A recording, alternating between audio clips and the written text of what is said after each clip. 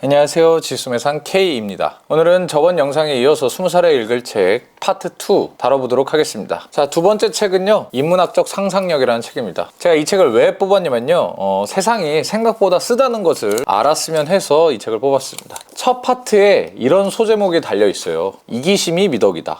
흔히 이타심을 미덕으로 생각을 하죠. 대체 이기심이 미덕이란 말이 무슨 말일까요? 우리가 알기에는 이기심이라는 것은 우리가 절제해야 되는 감정으로 알고 있는데, 이 책에서는 이기심을 미덕이라고 표현을 하고 있습니다. 대체 왜 이기심이 미덕일까요? 사실 이것은 애덤 스미스의 국보론에 나오는 내용이기도 합니다. 애덤 스미스는 이기심을 사회협력을 가능케 하는 기초 미덕으로 봤습니다. 자, 예를 한번 들어보겠습니다. 철수가 버스를 타고 가고 있어요. 이때 영수 할아버지가 버스에 탑니다. 근데 영수 할아버지는 다리가 좀 불편해서 버스에서 앉아가고 싶어요. 그런데 마침 철수가 이타심을 발휘해서 자리를 양보합니다. 정말 멋진 광경이죠. 그런데 영수 할아버지 입장에서는 버스를 탈지 택시를 탈지 고민하고 있었어요. 영수 할아버지 입장에서는 철수가 항상 양보할 거라고 생각을 할 수 있을까요? 당연히 못하겠죠. 왜냐면 누군가는 양보를 할 수도 있고 누군가는 자리를 양보 안 하는 경우도 허다하니까요. 그러면 버스를 타고 간다면 서서 갈 수 있는 리스크를 감내해야겠죠. 자, 여기서 이기심을 한번 가져와 봅시다. 철수가 양보를 하면은 봉사활동을 받는다고 가정을 해볼게요.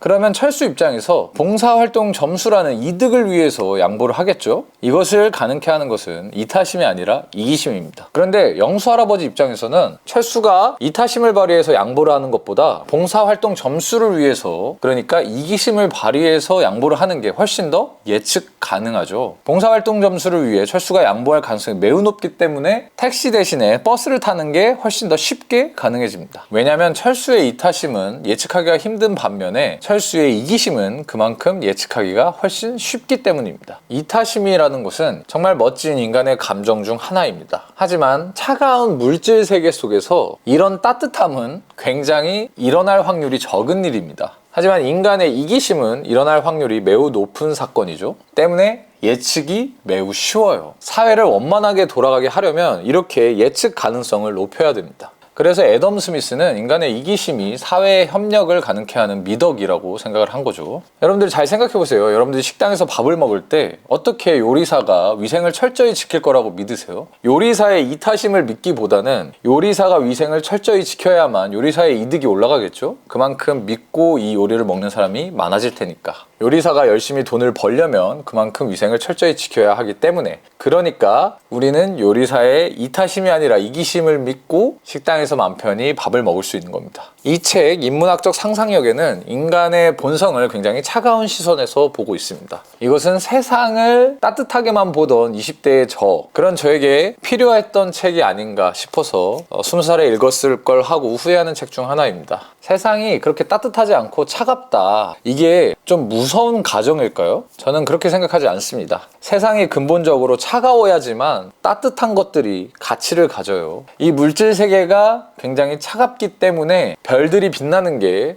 그러니까 태양이 우리에게 주는 빛이 따뜻해 보일 수 있는 거겠죠. 우리가 사는 세상은 훨씬 더 불공평하고 차가운 곳입니다. 그렇기 때문에 따뜻한 일들이 발생했을 때 감동을 하고 그것을 가치 있게 여길 수 있는 거예요. 그리고 이 책은 그런 인간의 차가운 속성에 대해서 굉장히 쉽게 풀이하고 있는 책입니다. 또 제가 재밌는 얘기를 하나 전달드려 볼게요. 자, 이런 가정을 해보는 겁니다. 인간 사회가 무법지대화가 됐어요. 그리고 먹을 게 없어졌습니다. 식인을 해야지만 살아갈 수 있는 시대가 찾아왔다고 가정을 해보겠습니다. 그러면 이런 식인 사회에서 가장 먼저 생기는 규칙이 뭘까요? 놀랍게도 서로 잡아먹지 말자는 규칙입니다. 식인 사회인데 서로 식인하지 말자는 규칙이 가장 먼저 생긴다고? 규칙이라는 게 결국 협동을 위해서 필요한 거잖아요. 식인 사회더라도 결국엔 서로 협동을 할 수밖에 없어요. 왜냐? 협동을 하면 다른 인간을 훨씬 더 쉽게 잡아먹을 수 있기 때문에. 그러면 협동하는 그들 사이에서 맨 먼저 생기는 규칙은 서로 잡아먹지 말자는 규칙일 겁니다.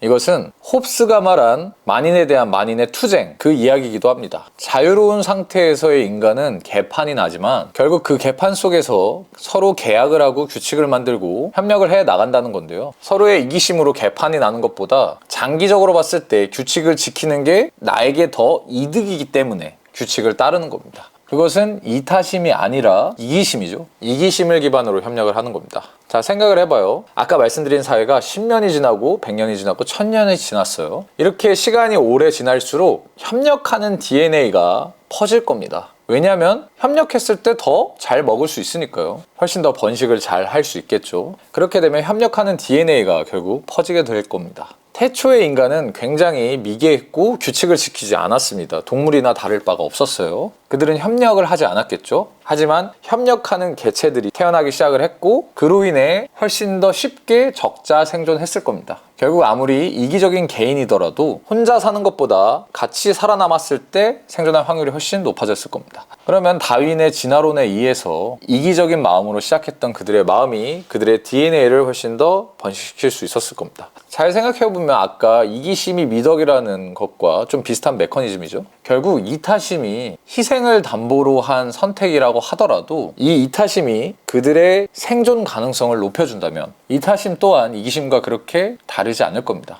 남에게 늘 베푸는 사람은 누군가의 보호를 받을 가능성이 크죠. 왜냐면 그들의 선의가 아까 말씀드린 차가운 물질 세계에서 따뜻하고 귀한 가치가 될 거고 누군가는 이들을 보호하고 싶어지는 마음이 생길 겁니다. 이것을 의도적으로 하든 비의도적으로 하든 간에 결국 본인의 생존 가능성을 높이는 개체로 봤을 때는 이기적인 본성이 될 수 있다는 거죠. 이건 리처드 도킨스의 이적 유전자에 나오는 내용이기도 합니다. 이 외에도 인간 본성에 대한 재미난 얘기가 많이 나오는 책이니까요. 세상을 좀 더 차가운 시선으로 더 정확하게 봐야겠다라고 생각하시는 분들은 꼭 읽어보셨으면 좋겠습니다. 오늘 영상은 여기까지고요. 재미있게 보셨다면 좋아요 하나 부탁드리겠습니다. 시청해주셔서 정말 감사합니다.